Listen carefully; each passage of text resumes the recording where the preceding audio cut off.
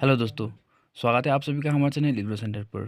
तो दोस्तों, आज का जो टॉपिक रहेगा वो आपका रहेगा John Donne death be not proud. और ये जॉन डन के द्वारा लिखा गया था। तो दोस्तों, आज का टॉपिक में हम आपको जॉन डन की ये जो डेथ नॉट प्राउड है उसका फुल रिटन नोट्स प्रोवाइड कराएंगे। तो बने रहें हमारे चैनल के साथ। और अगर आप हमारे चैनल के साथ नए जुड़े हैं तो चैनल को सब्सक्राइब ज़रूर करिएगा और कमेंट करिएगा अगर आपको आगे की कोई वीडियो चाहिए, समराइज या एनालिसिस। तो दोस्तों, स्टार्ट करते हैं हमारा आज का session. John Donne, death be not proud, holy sonnet 10 by John Donne. Death be not proud by John Donne is one of the poet's best poem about death. It tells the listener not to fear death as he keeps morally corrupt company and only leads to heaven. In this poem, the speaker affords an enemy, death personified.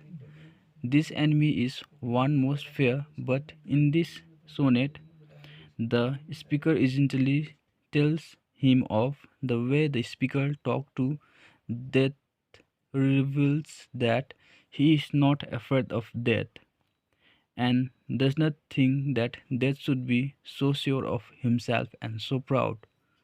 The confident tone of death not proud and the direct confrontation of death provides an ironic sense of comfort to the readers by implicitly suggesting that death is not to be feared at all, but that is in the end death will be overcome by something even greater. Death be not proud by John Donne. So now we going to learn line by line analysis. So take your pen and paper so that you get notes about this on your paper. So let's begin. Line 1 to 2. That be not proud, though some have called thee mighty and dreadful, for thou art not so. The speaker immediately creates a personified version of death by talking directly to him. He paints a picture of death as an arrogant being and one who needs to be humble. The speaker assumes the position of the one who must humble this being, death. He tells him that he ought not to be so proud. Enough, though for generations people have feared death and called him mighty and dreadful. The speaker, however, with a voice of absolute authority on the matter, simply states, "Thou art not so." This poet uses the literary tactic of apostrophe to drive home his point. Apostrophe occur when a writer addresses a subject who cannot respond. Readers know immediately that this sonnet will consist of one speaker who will do all of the talking and accusing of his subject, death, though adequately personified, cannot respond to the accusation of the speaker. Line 3 to 4. For those whom thou thinkst thou dost overthrown, die not, poor death, nor yet canst thou kill me. Here in death, be not proud, the speaker accused the death of having illusion of grandeur. He claims that while they think that he has the power to kill, he actually does not. The speaker first humbles death by telling him that his idea that he has the power to overthrow lives is simply an illusion, and that he has no such power at all. Then, to further humiliate death, the speaker calls him poor death. It sounds almost as if the speaker is making fun of death for having lived under the illusion that he had any sort of power over life or death. Then he addresses death in a more personal manner, challenging him by saying, "Yet canst thou kill me?" It seems dangerous for one to threaten death in this way. However, knowledge of Jordan's background and ideology can give some insight into the speaker's confidence here. Though everyone knows that physical death does indeed occur, the speaker is challenging death in a different way. He used the Christian theology of eternity to taunt death by telling him, essentially, even if you take my physical body, you can never truly kill me. Line 5 to 6.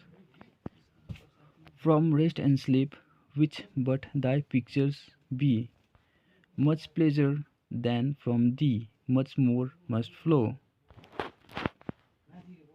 With these lines, the speaker compares death to rest and sleep, and even uses the word pleasure to describe how one should feel about death.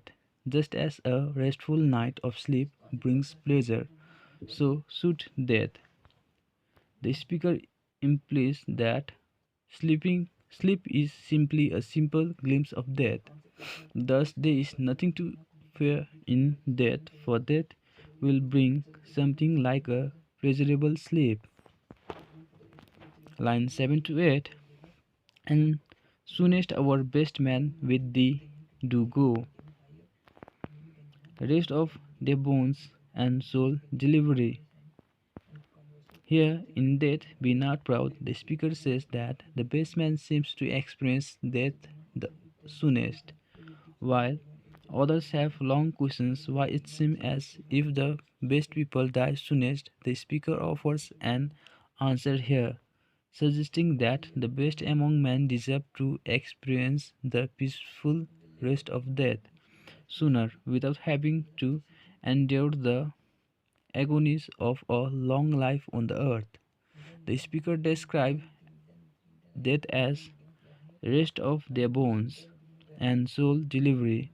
Both of these descriptions make death seems like a welcome friend who comes to graciously offer rest and peace and the deliverance of one's soul from an earthly body where pain and suffering abide.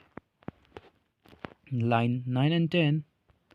Thou art slave to fate, chance, king and desperate man, and thus with poison, war, and sickness dwell. Here the speaker talks takes on a stronger tone and begin to taunt death from with more ferocity than he did at first. Here he calls death a slave to chance, king, and desperate man. He tells death that he is not mighty and dreadful, but rather a poor slave who cannot even act on his own but is driven not only by fate and chance but also by people rich and poor alike. He then accused death of having lowly companions such as poison, war, and sickness. He has taunted death, telling him that he is not to be feared, but rather than he is a slave to the will of fate and man, and that as a lowly slave, his companions are the even lowlier beings such as sickness and war. This accusation served to allow the readers to feel a sense of power and victory over death. The speaker certainly feels authority over death, and he passed this feeling alone to his reader when he puts death in his place by talking down to him. Line 11 and 12. And poppy or charms can make us sleep as well, and better than thy stroke. Why swellest thou then? The speaker continued to taunt Death even more, saying that all he brings is a little sleep, and he doesn't even do that as well as some other bringers of rest, such as poppy or charms. This comparison further portrays death as something not only weak but even pleasurable. The speaker questions death, asking, "Why slowest thou then?" He is asking him why he is so puffed up with pride when he cannot even do his job as well as others can. Line 13 to 14. One short sleep pass, we wake eternally, and there shall be no more death, thou shalt die. With this final line of "Death be not proud," the speaker reveals exactly why he has been touting death so relentlessly. Although it is obvious that death is real and that people who experience death do not come back to earth, the speaker reveals his reason for claiming that death is weak and easily overcome. He claimed that death is only one short sleep and that those who experience death wake eternally. Then he claims that death shall be no more. Finally, he tells death, "Thou shalt die." The speaker has not only told Death that he has no real power over anyone, but that he will experience the end of himself when all wake in eternity and death will be no more.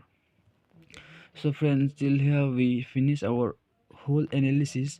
Hope you all understood the topic Death Not Be Proud by John Donne, and don't forget to subscribe our channel. Thank you.